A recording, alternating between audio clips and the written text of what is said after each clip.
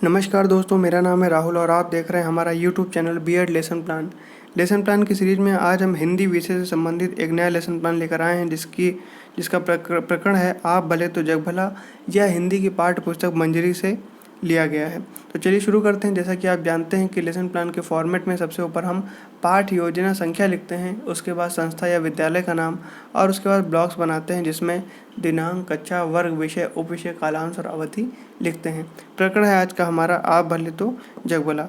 सामान्य उद्देश्य यहाँ पर पूर्वत लिखा हुआ है। आप जानते ही होंगे कि प्रारंभ के ही 5 लेसन प्लान तक हमको सामान्य उद्देश्य लिखने होते हैं, उसके बाद हम पूर्वत लिखना प्रारंभ कर देते हैं क्योंकि सारे जो सामान्य उद्देश्य होते हैं वो लगभग कॉमन ही होते हैं। तो चलिए देख लेते हैं एक बार क्या होते हैं सामान्य उद्देश्य।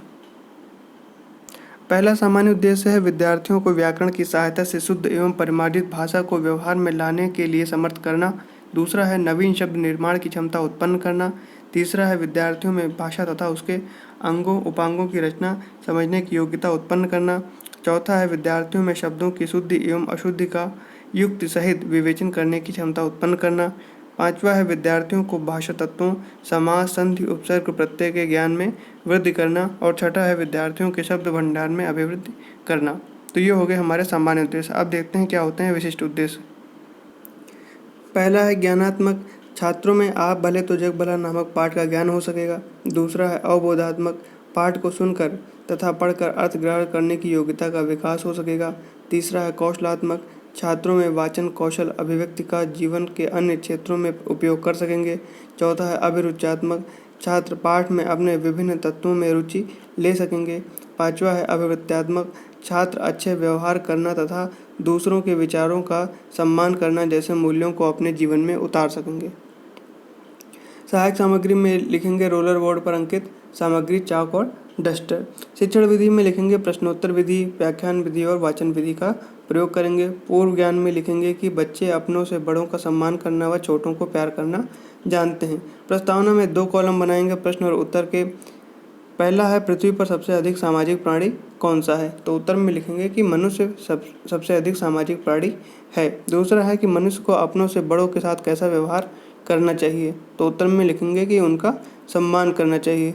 तीसरा है कि यदि हम बड़ों का सम्मान करेंगे तो वे हमारे साथ कैसा व्यवहार करेंगे, तो उत्तर में लिखेंगे कि वो भी हमारा सम्मान करेंगे। चौथा प्रश्न है कि यदि आप दूसरों का सम्मान करते हैं तो आपको भी प्यार व सम्मान मिलता है, इससे संबंधित कोई कहानी बताइए। तो ये हो जाएगा समस्यात्मक प्रश्न।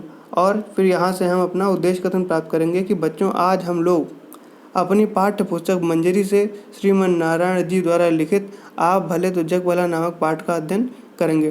प्रस्तुतिकरण में लिखेंगे कि अध्ययन अध्यापन की सुविधा अनुसार पाठ का अध्ययन एक ही अनुवृत्ति में किया जाएगा। पाठ संकेत में एक विशाल कांच से आखिरी में साहस कैसे करें, तो यहाँ तक लिखेंगे।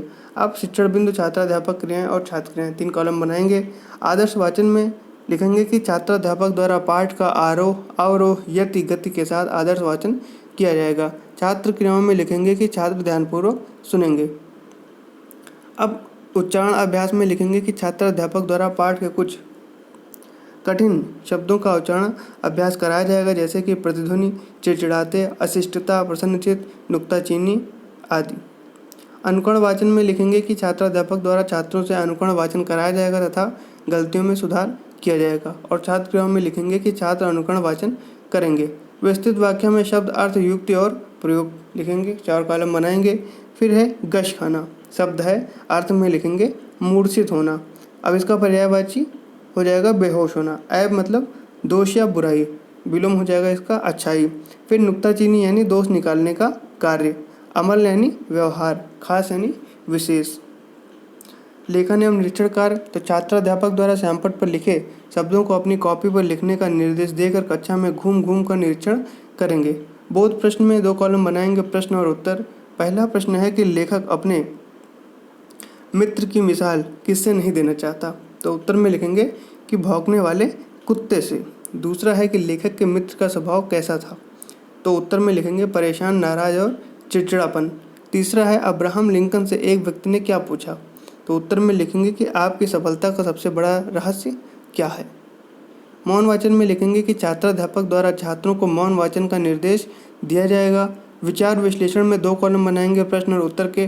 पहला है कि हम महापुरुषों की वाणी और अपने से श्रेष्ठ जनों से प्रेरणा ग्रहण करते हैं। वे लोग जैसा कहते हैं वैसा ही करते हैं। हम लोग ऐसे लोगों से शीघ्र प्रभावित हो जाते हैं, ऐसा क्यों है?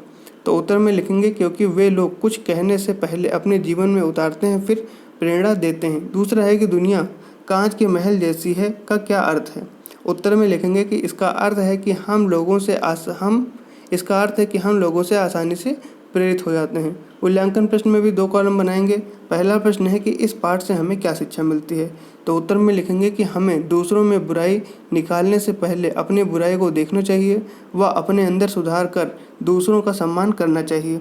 दूसरा है गांधी जी ने अपने आश्रम को प्रयोगशाला क्यों कहा? तो उत्तर में लिखेंगे कि जिनको कोई समस्या होती है वो लोग गांधी जी के पास जाते हैं। ऐसे में उन सबको साथ साथ रखने में सीमेंट का काम करते थे और वह सीमेंट गांधी जी की अहिंसा थी।